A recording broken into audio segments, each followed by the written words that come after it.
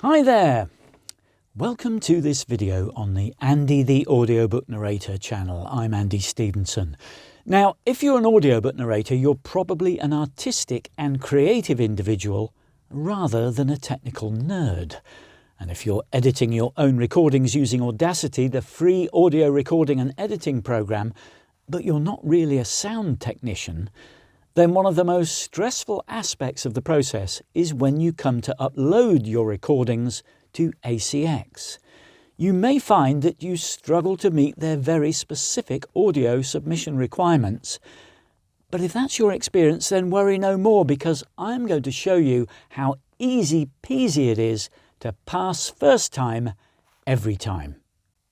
Now, 2 years ago I released a similar video, but since then Audacity has released several updates and currently it's at version 3.7.7.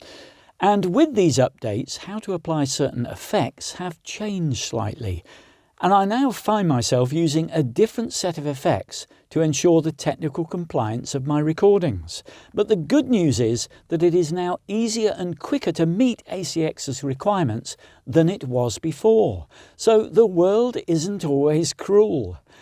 Now, before I drop into Audacity to show you how you can easily succeed in meeting ACX's requirements, let's just recap on what those requirements actually are. First, overall volume must be between -23 decibels and -18 decibels RMS. Second, peak levels must be less than -3 decibels.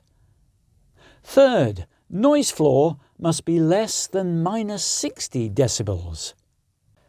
And finally, you must apply room tone of between 1 and 5 seconds at both the beginning and the end of each recording. So each chapter or section that you record.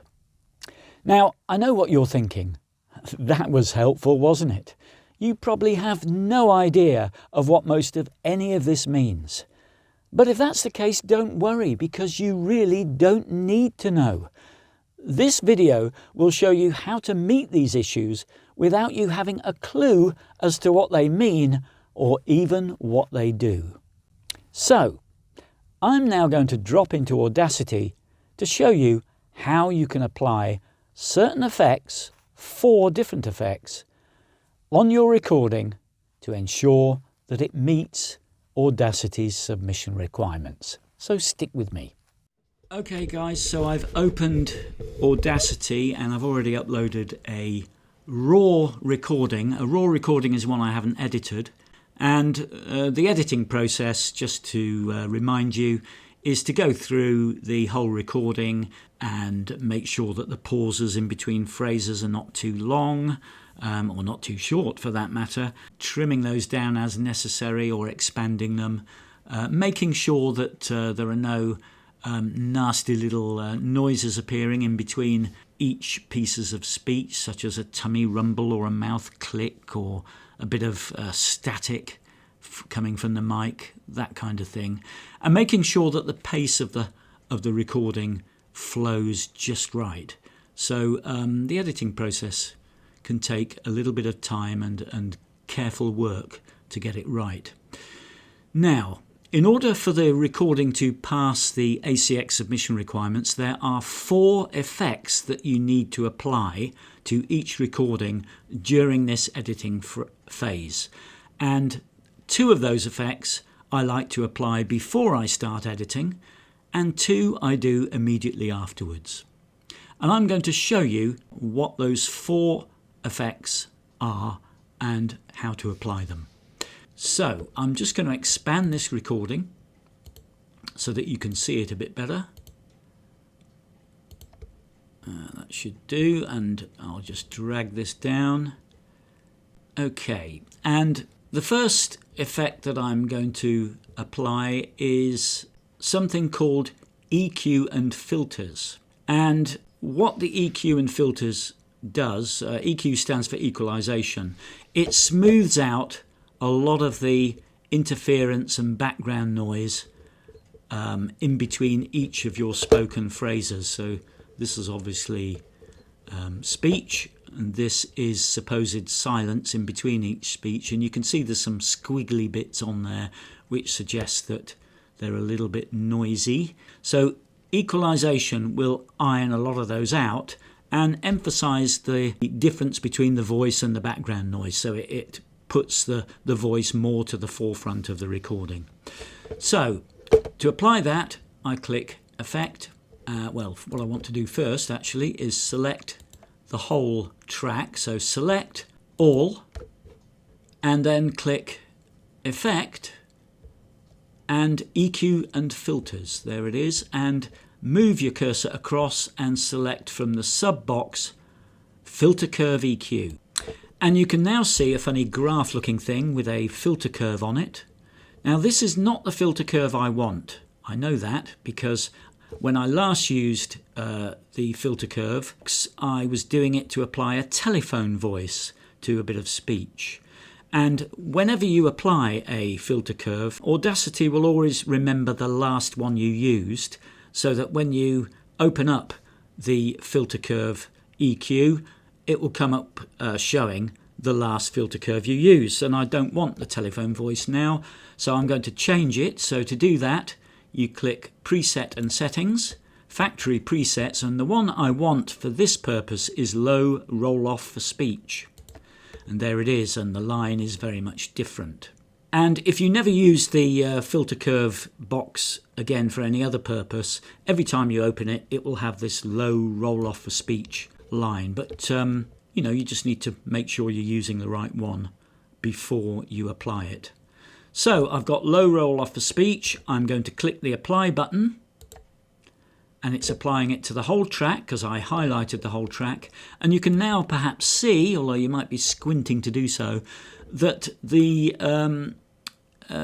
spaces between the speech curves, the waveforms, is now much smoother, much smoother.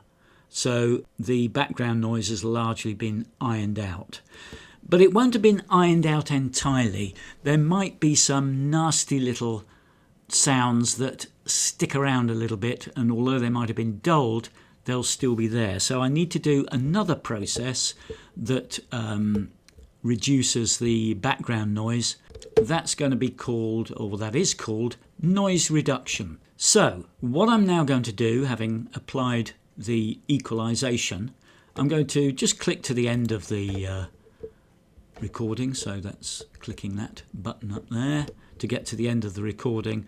And I'm just going to highlight the last little piece of room silence here after the last words that I uttered in the recording. And I'm going to click Effect. So this is the second effect I'm using. And this time Noise Removal and Repair. And then Noise Reduction. And what I'm going to do is get a profile of the current background noise across the whole track by selecting this as a profile, as a representation. So I'll click the Get Noise Profile button, and it will have taken a profile of that. And I'm now going to select the whole track and apply noise reduction to it. So I click Effect again, Noise Removal and Repair, and Noise Reduction. And at the moment the setting is 6. I think about 10 is usually about right. So let's change that to 10 decibels noise reduction and click OK. And you can see that it's applying noise reduction right across the whole track. So that will have cleaned up the background noise even further. So that should be about right, and it's now ready for me to start editing. Okay, so I've now finished the editing. I'm going to go back to the beginning of the track. You can see that these lines are nice and smooth now. There's very little, if any, background noise. It's not total silence, but it's as good as. And I'm now going to select the whole of the track again, and I'm going to apply the third of the 4 effects. And and the effect I'm going to apply comes under volume and compression, so I've highlighted that, and it's loudness normalization. So if I click on that, and this box comes up showing the setting that it is currently at, and like all other settings in Audacity, once you set them they will remain until you change them. So this is the setting I always use, -22, because if you remember, the setting that is required to meet ACX's requirements is RMS between 18 and 23 decibels. So this is at 22, so it's within that range. So I'm leaving it at 22. That's the setting you should have put in here if it doesn't show -22, and you can just stick your cursor in there and amend it like so if it wasn't -22, and assuming it is, just click apply, and you see that all of these wave curves expanded in size because it's been made louder.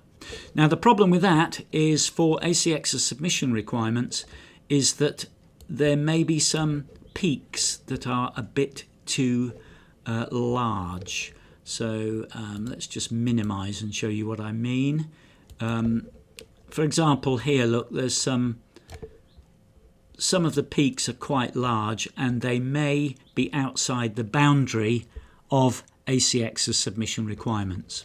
So the last thing I'm going to apply now, the last of the 4 effects that will enable you to meet ACX's submission requirements, is something called a limiter, and the limiter will limit the size of these particular peaks within the recording, within the speech of the recording. So select the whole track again, select all, it's now blue, click effect, click volume and compression again, but this time not loudness normalization but limiter. And the limiter settings I've made in the past, and they're the right ones for this purpose. You want to have a setting of -3.0 in the threshold and -3.1 in the makeup target. Don't worry if you can't remember all this, it'll all be in the notes below. But those are the settings you want, and as before, once you set them, they will remain set for good until somebody comes along and changes them. So that's the setting I want. If I click apply,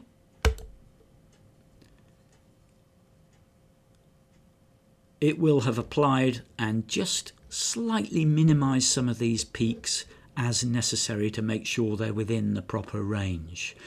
So I've edited this recording, I've applied the 4 effects. I'm now going to check that it's going to meet ACX's submission requirements. So I click on Analyze, and there's a plugin tool that I have in my copy of Audacity called ACX Check. It's going to check whether it meets ACX's requirements. In another video that I made available to you, if you haven't got ACX Check in your copy of Audacity, I'll show you where to get it from and how to upload it. So I'm going to apply ACX Check now, and there you go. And there's the result of ACX Check, and as you can see, all 3 categories that ACX Check is looking for have been passed. Peak level, -3.09 pass, RMS level, -22.13 pass, noise floor, -77.42 pass. So success. There you go. And if you follow using these effects as I've shown you, you will pass every single time, guaranteed. Okay, so now you have no need to worry about meeting ACX's horrible audio submission requirements, because by following this video, you will meet them every time, guaranteed. Now, if you found this video helpful, please give it a like by clicking the thumbs up symbol. And please subscribe to my channel for more videos all about audiobook narration skills. It's free and always will be. And if you have any questions, please post them up in the comments to this video below, because I will answer every single one of them. So that's it for today. Thank you for watching, and yes, that's right, see me again soon. Bye for now.